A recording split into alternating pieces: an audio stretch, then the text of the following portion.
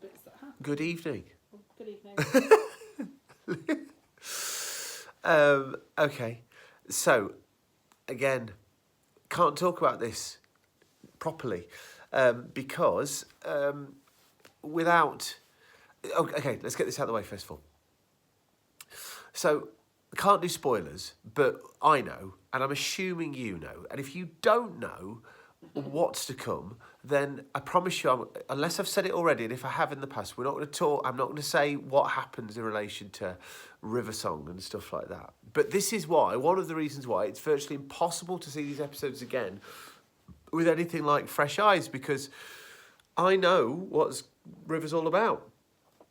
And the genius of River Song back in the day was that none of us did. And if you compare that sort of forward thinking and planning to the RTD era, we're in a different universe now. But anyway, back in the day, our response to this episode was, oh my God, the Angels are back. Still the only baddie that knew who was created that can even begin to think about challenging the Daleks. I think they've overtaken the Cybermen now, though. Haven't the Weeping Angels, would you say? Second? I think so. Although there is something very chilling about the Cybermen that still gets me. When they work, yeah. But then there was Alex Kingston coming back as River Song. And it's just that dynamic between her and Matt Smith, which is going to be integral to Matt Smith's era.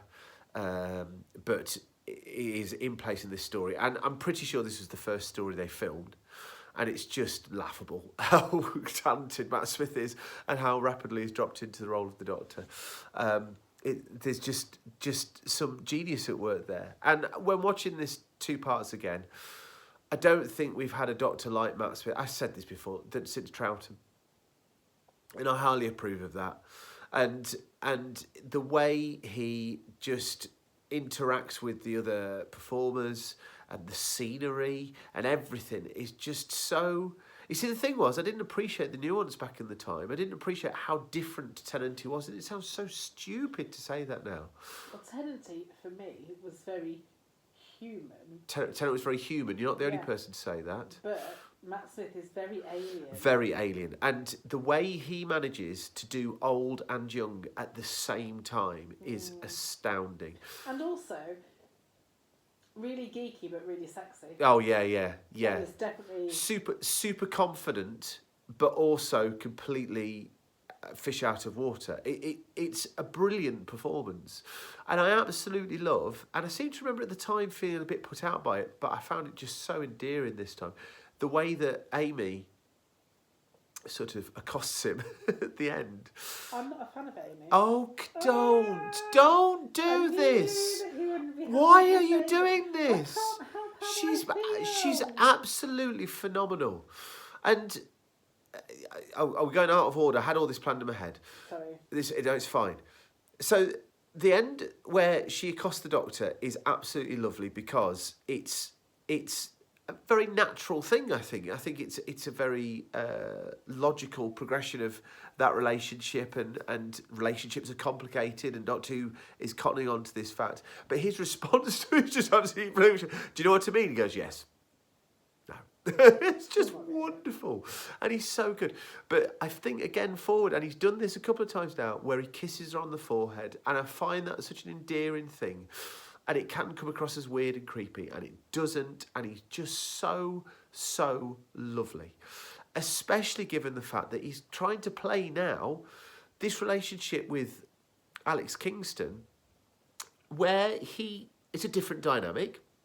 I don't know if Matt Smith even knew. Grown-up sexy. Oh, it's just class. And that whole bit in the TARDIS at the start, and the dialogue zings, and it's just beautiful, and it's class. You can see where we're going. This is just a phenomenal Doctor Who story. But anyway, it's too big to even talk about it in those terms, because what you get here is there's so much stuff going on through this episode. I love the clerics. I love the fact that Father Octavian at the start comes across as a bit of a knob end, and by the end is just the bravest man in the whole of Doctor Who. I love the fact that these soldiers who just get picked off one by one, you genuinely feel for them. And then Angel Bob, oh my God, just that voice coming through and the Doctor responding to that, and he gets so furious and you feel it, and it's just so nasty, and yet Matt Smith's just so brilliant with it. Sorry, I've just lost myself in the moment then.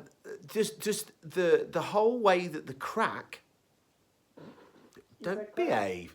In RTD's time, that would have just been like, it's flashed up on the screen and we're not talking about it and it's flashed up on the screen. No.